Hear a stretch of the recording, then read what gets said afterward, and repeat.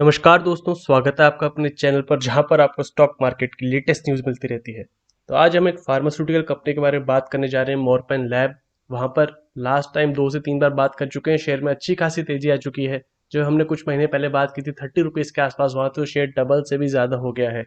पर आज के दिन कंपनी के रिजल्ट आने थे तो सबकी नज़र थी, क्योंकि आप जानते हैं कि रिजल्ट ही जस्टिफाई करते हैं वैल्यूएशंस को। जब भी कंपनी ऊपर बढ़ जाती है तो वहां पर अच्छे रिजल्ट्स लाना जरूरी रहता है। साथ में लॉन्ग टर्म प्रोस्पेक्टस क्या है कंपनी के लिए, क्योंकि कंपनी ने बीते कुछ सालों में अच्छी इंप्रूवमेंट दिखाई है। तो ये सब डिस्कस करेंगे एंड साथ में देखेंगे इंपॉर्टेंट लेवल्स क्या है। तो वीडियो शुरू करने से पहले मैं बोलना चाहूंगा, जो लोग चैनल पर नए सब्सक्राइब कर लें ताकि आपको स्टॉक मार्केट की लेटेस्ट न्यूज एनालिसिस मिलता रहे। तो आज के दिन रिजल्ट आते हैं, आप देख सकते हैं मॉर्पेन लैब में जब हाई देखे 72 रुपीज का, तो यही टारगेट था स्टॉक का 70 के आसपास। वहां से गिरकर 65.25, तो 5% का लोअर सर्किट। रीजन आप देख सकते हैं, अगर 1 मंथ का चार्ट लगाएं तो स्टॉक लगभग डबल हो गया है। तो प्रॉफिट बुकिंग एक तरीके की आती दिख रही है रिजल्ट के बाद।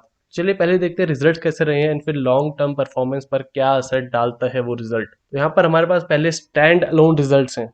सारी अमाउंट लैक्स में दे रखी है, तो हम करोड़ में यानी 2 डेसिमल पॉइंट पीछे करके बात करेंगे।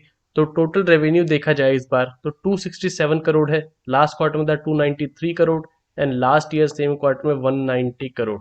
यहाँ से आप देख सकते हैं कि फिलहाल जो फार्मास्यूटिकल इक्विपमेंट्स की बहुत ज़रूरत पड़ रही है पिछले कुछ समय से, पिछले 1 साल से, उसने इस कंपनी के बिजनेस को ड्राइव किया है। तो यहाँ पर आपको क्वार्टर ऑन क्वार्टर थोड़ी गिरावट दिख रही है रेवेन्यू पर, ईयर ऑन ईयर एक बड़ी उछाल। अगर आप एक्सपेंसेस की बात करें तो इस बार खर्चे रहे 242.8 करोड़ के। तो अगर आप वो हटा दे तो प्रॉफिट बिफोर टैक्स क्या आता है 25.14 करोड़। लास्ट क्वार्टर में था 24.63 करोड़। तो यहाँ पर आप देख सकते हैं इस बार रेवेन्यू कम रहा है पिछले क्वार्टर से, लेकिन इस स्टेज पर हमें प्रॉफिट बिफोर टैक्स ज़्यादा दिखाई दे रहा है। लास्ट ईयर 9.47 करोड़, तो वहां से तो लगभग 3 गुना होता हमें दिखाई दिया है। तो सीधी बात है कि ईयर ऑन ईयर जबरदस्त परफॉर्मेंस रही है, जिसकी वजह से एनालिस्ट ने भाप लिया था कि ऐसी परफॉर्मेंस रहेगी और वहां पर अच्छी बाइंग आती दिखी हमें। शेयर में लगभग डबल हो चुका है। Net profit for the period देखें अगर हम टैक्स एक्सपेंस हटाकर, तो 25.14 करोड़, जो लगभग सेम है प्रॉफिट बिफोर टैक्स के। तो यहाँ पर हम ऑलरेडी डिस्कस कर चुके हैं, नंबर्स के 3 गुना बढ़ता दिखाई दे रहा है हमें लगभग year on year. Total comprehensive income अगर आप देखें तो 25.28 करोड़ की है। लास्ट क्वार्टर में 23.8 crore and last year 8.6 crore. यहाँ से हम कह सकते हैं कि जबरदस्त कंपनी ने अपने रिटर्न्स दिए हैं, जबरदस्त रिजल्ट दिया है एंड वहां पर परफॉर्मेंस मेंटेन रखी है लास्ट क्वार्टर के साथ। तो अर्निंग पर शेयर की बात करें तो बेसिक अर्निंग पर शेयर 0.56 है, जो लास्ट ईयर 0.21 थी। तो यहाँ डबल से ज्यादा होती दिखाई दे रही है। एंड अगर आप ईयरली देखें तो 2.10 की अर्निंग पर शेयर, जो 0.72 थी लास्ट ईयर। आप लास्ट कॉलम में देख सकते हैं ऊपर, यहाँ पे हमें ईयर एंडेड दे रखा है। तो जो लास्ट ईयर मार्च क्वार्टर में जब ईयर एंडेड हुआ था तब 0.72 थी कंपनी की बेसिक अर्निंग पर शेयर। अब 2.10 है, तो 3 गुना बढ़ चुका है अर्निंग पर शेयर। तो यहाँ से अगर आप कैलकुलेट करें, अभी प्राइस चल रहा है लगभग 65 के आसपास। 2.10 की अर्निंग के साथ लगभग कंपनी का प्राइस टू अर्निंग रेशियो हमें 32 के आसपास होता दिखाई दे रहा है। तो यहाँ पर फार्मास्यूटिकल इंडस्ट्री का आप अगर चेक करेंगे तो वहाँ पर 35 से 37 की रेंज हमें आती दिखी है पिछले कुछ समय में। मॉर्पेन लैब भी लगभग उसी रेंज में चलता दिखाई दे रहा है। तो अगर हाईलाइट्स देखें इस साल की एनुअल हाईलाइट्स, तो नेट रेवेन्यू 39% बढ़ चुका है कंपनी का। एबिटडा में 67% की उछाल है। प्रॉफिट बिफोर टैक्स में 152% एंड अर्निंग पर शेयर हमने डिस्कस किया लगभग 189% की उछाल है। तो यही वैल्यूएशंस की वजह से अब आपको स्टॉक प्राइस भागता हुआ दिखाई दे रहा है, क्योंकि अर्निंग पर शेयर में डायरेक्ट असर आपको प्राइस में ऊपर की तेजी देता है। प्रमोटर्स ने भी स्टेक इंक्रीज करने की बात की, आप देख सकते हैं, और फ्रेश इक्विटी इन्फ्यूजन होता दिखाई दे रहा है। आप देख सकते हैं प्रमोटर्स ने स्टेक 34.54 से 44.58% तक इंक्रीज किया है। और वहीं पर नई कंपनी ने अभी डील की थी, नए एक तरीके का $100 मिलियन के आसपास कैपिटल इन्फ्यूजन हुआ था मॉर्पेन ग्रुप में। पूरा ग्रुप है जिसके अंडर एक मॉर्पेन लैब आता है, तो वहां पर भी कुछ पैसा डाला जाएगा मॉर्पेन लैब में, कुछ वर्किंग कैपिटल के लिए एंड कुछ प्रमोटर्स के लिए। तो मेन बिजनेस आप यहाँ देख सकते हैं, API business, active pharmaceutical index business, जो काम आते हैं मेन दवाइयाँ, मेन मेडिसिन बनाने में।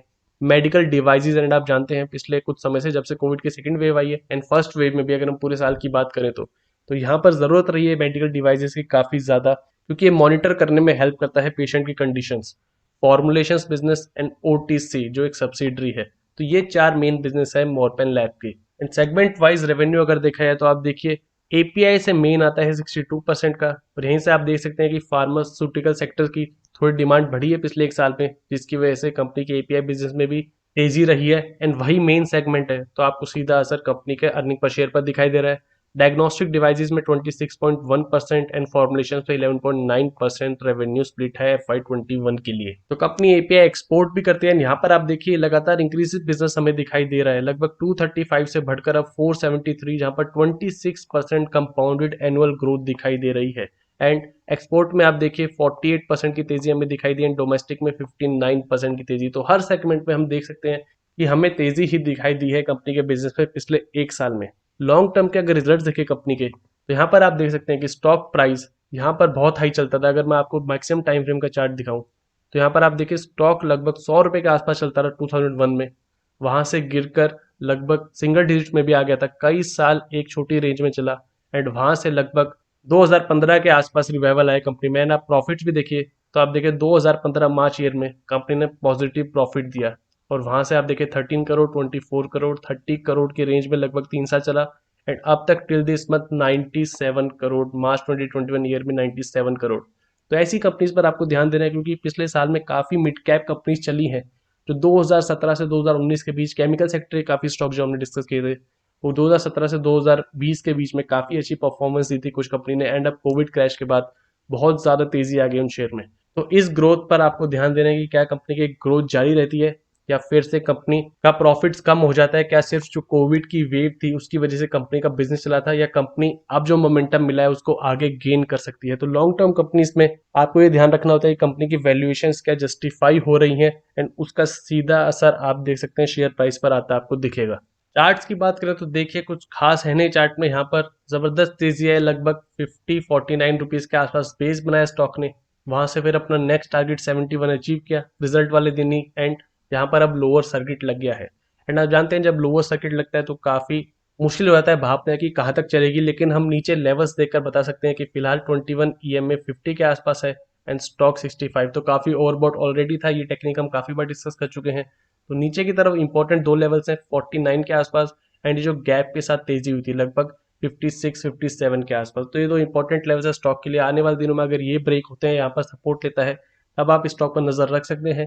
एंड सबसे ज्यादा इंपॉर्टेंट बात है, ऐसी कंपनीज में आपको थोड़ा कम पैसा डालना चाहिए, क्योंकि ग्रोथ तो दिखाई है, पर क्या वो ग्रोथ सस्टेन होगी या नहीं, क्योंकि काफी कंपनीज होते हैं जो 1 से 2 साल अच्छी ग्रोथ दिखाती हैं, पर फिर जब नेक्स्ट बेयर मार्केट आता है, साथ में कंपनीज अपनी वैल्यूएशन जस्टिफाई नहीं कर पाती हैं, तो फिर से गिरावट आती है। तो अभी इतने हाई लेवल पे बाई करना तो सही नहीं रहेगा।